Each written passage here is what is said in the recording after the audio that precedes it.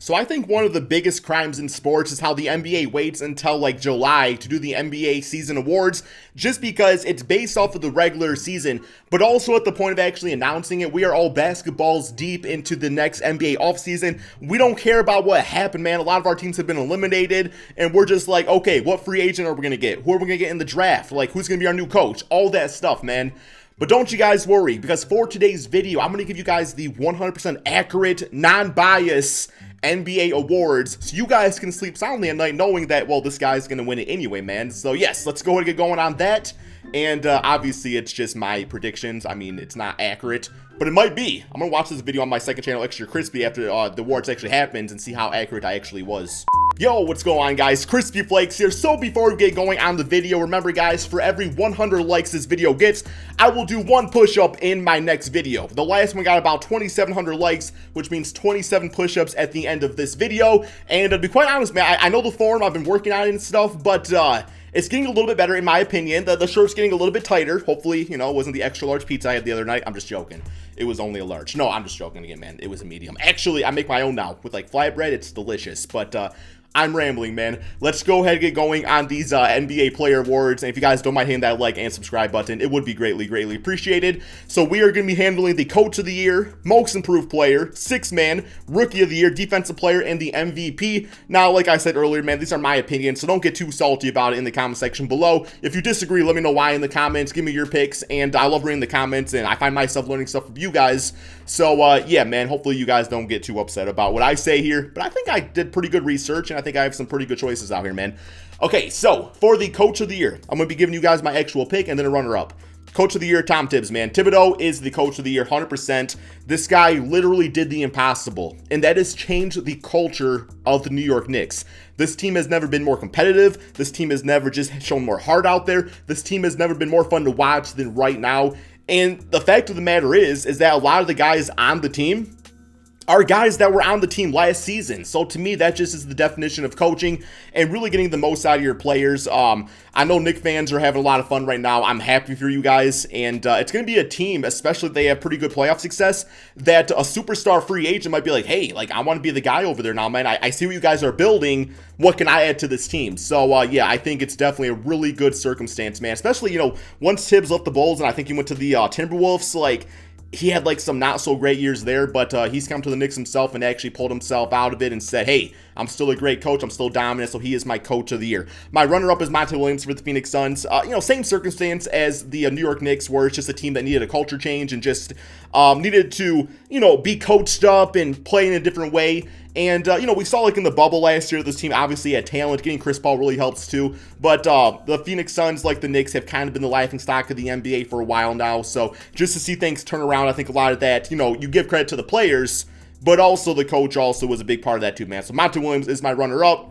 It's simply that I feel like the impact on the Knicks and where the Knicks were viewed upon a little bit, just a little tier up on the Phoenix Suns as far as just like impact goes. But I think both guys really deserve it, man. Co-Coach of the Year. I don't like co-awards. Let's not do that. All right, next up we have the Most Improved Player, guys. I promise you, man, this is not a New York Knicks stan video. My Most Improved Player, I'm saying this as the Piston fan, by the way, is in fact Julius Randle, guys. So, little known fact, actually big known fact, Julius Randle was not listed as a top 100 player in ESPN's top 100 players list before the season started.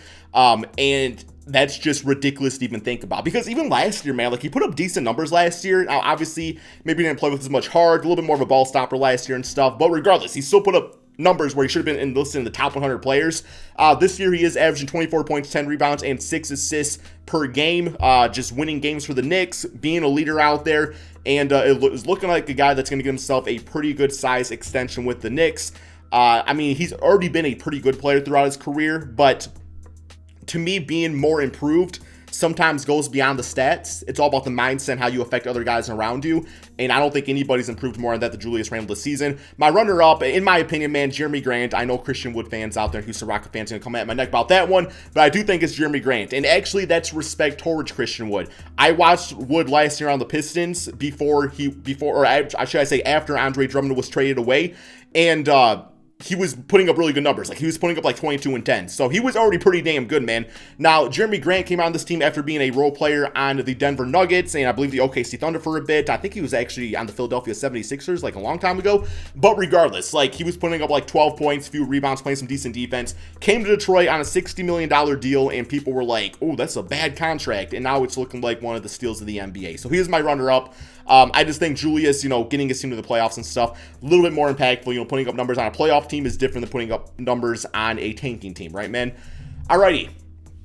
Next up, we got the Sixth Man of the Year award. This one's pretty easy, I think, for a lot of reasons, man. Jordan Clarkson of the Utah Jazz, especially like later in the season too. Like once Donovan Mitchell went down with some injuries, I mean, having a guy like Jordan Clarkson who's averaging 18 points a game, it's just allowed this, Jazz team to stay afloat. I mean, that's the definition of a six man, right, guys? Like, having a six man is like having another great starter out there. So most teams, when you lose a player of the caliber of Donovan Mitchell, you're not going to be as good. But this team's still been a top, two team in the Western Conference, regardless of Donovan Mitchell going down. And a lot of that before and after is because Jordan Clarkson. Now, my runner-up, I was going to have Joe Ingles just because he's been crazy, right, man? Like, as far as like his efficiency goes, he's doing like all-time great stuff out there. But to me, it's like Jordan Clarkson's a sixth man, so in theory that makes Joe Ingles a seventh man. So that doesn't really make sense to me. So for this one, I'm actually going to be continuing the love of the New York Knicks, I guess, and that is going to be Derrick Rose, man. I think Derrick Rose, sixth man of the year. Once again, just coming from the Detroit Pistons, who were in a bit of a tanking situation. Didn't work out. D Rose, he played great for us, but going to the Knicks, putting up 15 points, 4 assists, but more importantly, just being that missing leader, man, that missing piece out there that this team really needed for the past few seasons. Been able to come off the bench and just kind of keep things afloat, give them some much needed scoring off there, and the Knicks are a very young team, so having a guy like Derrick Rose extremely important as far as playoff hopes and making a run, when the going gets tough, having to be able to, turn to a guy like D Rose who has been through it all as a basketball player, man. I mean, you want to talk about mental toughness, you want to talk about a guy that's literally been through it all. Look no farther than D Rose. He is my runner-up for sixth man of the year. Alrighty, next up we have rookie of the year. I'm not going to lie, man. I did struggle with this one. We all know which two players it's going to come down to. But I think after really thinking about it and putting stats aside, I think I have a good choice here, man. So my rookie of the year is LaMelo Ball. Now, I understand Anthony Edwards put up great numbers. He's my runner-up if you guys didn't know. So this one's going to be a little unorthodox to how I explain it. But LaMelo and Ant-Man both put up crazy numbers. I view it this way. Ant-Man has played more games.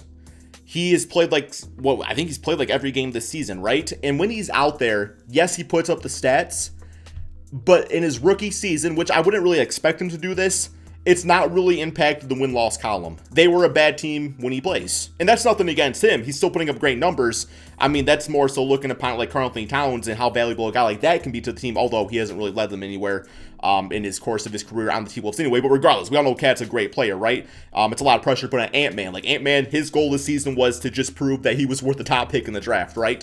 But with LaMelo Ball, we got to view it this way. At the start of the season, the Hornets were not playing great basketball. They were not playing LaMelo a lot. The coach was getting a lot of gripe about, yo, man, like, play LaMelo. Like, what are you waiting for? LaMelo goes in there. They go on a nice little run. Him, Gordon Hayward doing their thing out there, and the team looks like a promising playoff team. He gets injured. The team plays bad again. And then, the Hornets have not been great as of late. But, a lot of that, probably some other reasons too. But regardless, I do think when it comes down to it, you got to look away from the stats. Both players put up great stats. But you got to look at the team impact, and I think that LaMelo Ball, despite playing less games, has had a bigger impact on the Hornets, and therefore he is my rookie of the year, with that Ant-Man looking absolutely fantastic, man. Then obviously you can look at guys like Sadiq Bey, Tyrese Halliburton, a lot of great choices out there, man, but I think LaMelo Ball probably runs away with it. Alrighty, next up is my defensive player of the year, so not like a lot of big-time surprise with this one. Just because, defense, you can look at shot blocks and perimeter defense and how a guy can, like, switch and everything. You can look at defensive efficiency, all the analytics. But when it comes down to it, man, like, defense, I think is kind of a tougher thing to gauge and measure than offense. But my defensive player of the year, I actually switched to this one last second, man. My defensive player of the year is Rudy Gobert. And same case with Donovan Mitchell going out with injuries and Jordan Clarkson stepping up. I think Rudy Gobert not only, offensively has been fine. He does Rudy Gobert things, but defensively, man, he's really helped keep this team afloat.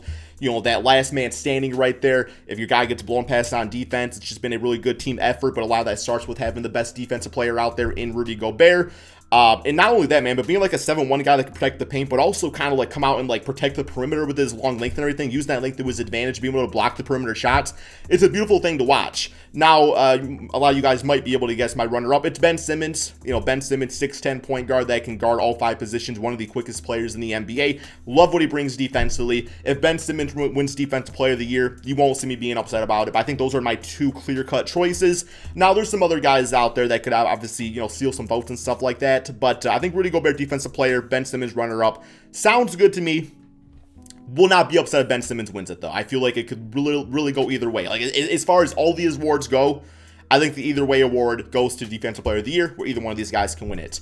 And then we got the MVP canon, man. The MVP of the season. So this one right here, I know, is the one that has potential to get a lot of people upset for a lot of different reasons, man. So first off, we got to look at the MVP award in this light. What's the story and what's the stats looking like and what's the team impact? The MVP award, more times than not, is very, very story driven. And, that's what the NBA wants. They want the ratings. They want analysts talking about it. Like, why did this guy win the award? What's the story to? How can people connect to that? And I think there's some decent stories this year. But my MVP for the 2021 NBA season is the Joker, Nikola Jokic, man. I feel like this guy's been getting heavily disrespected this year for the numbers he's been putting up. If you look at the analytics, you look at the efficiency, it's damn all-time great. He's blowing other people away. I mean, the guy is absolutely fantastic. But not only that, guys, I look beyond the efficiency. And for one, he's a damn center that's averaging nearly a triple-double. I mean, I understand that Russell Westbrook has made us not appreciate the triple-double as much, but think about the man, this big-ass, 7-foot, heavy-ass center averaging nearly a triple-double. That's so impressive. 26 points, 11 rebounds, 8 assists per game. You have the storyline of being a second-round pick, winning the first MVP award. That's there for you, man.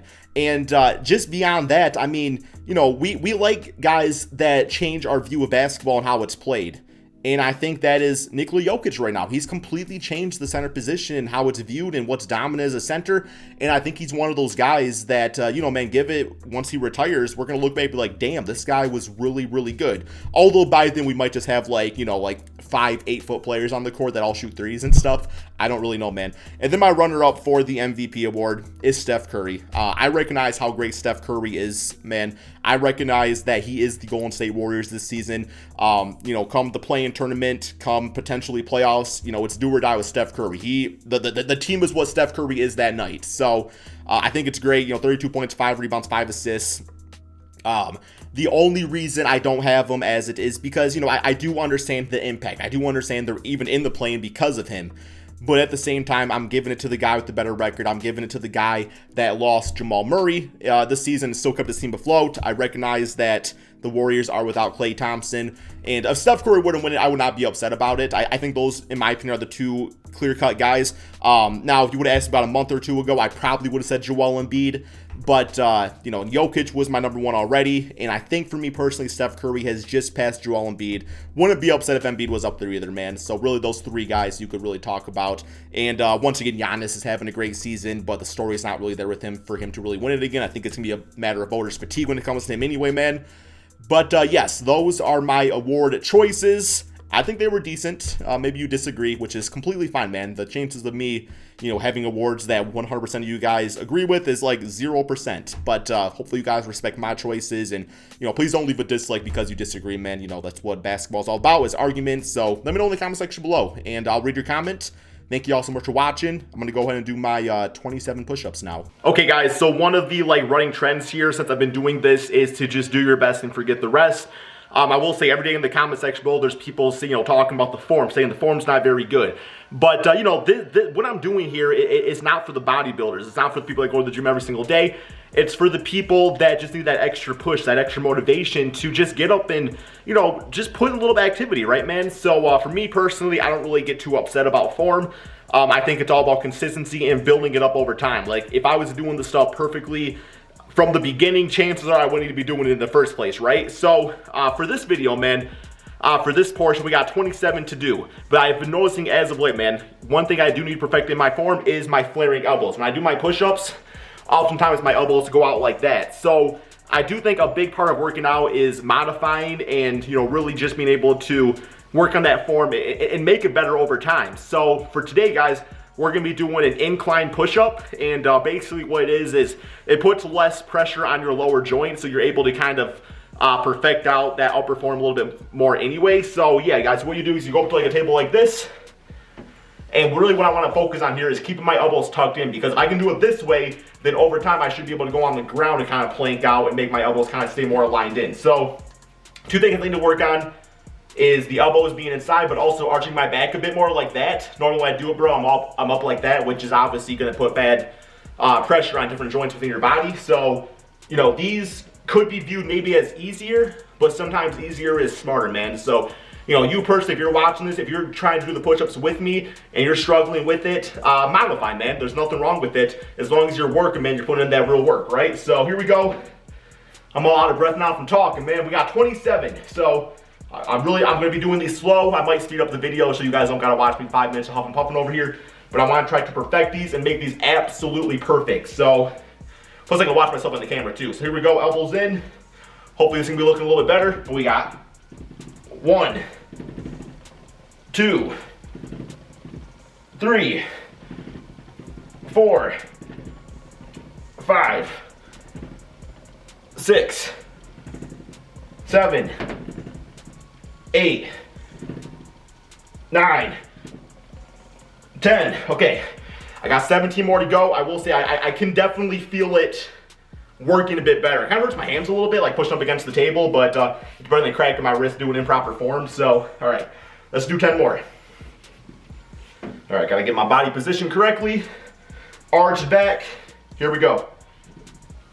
1, 2, 3, 4, 5, 6, 7, 8, 9, 10. All right, we got 7 more to do, man.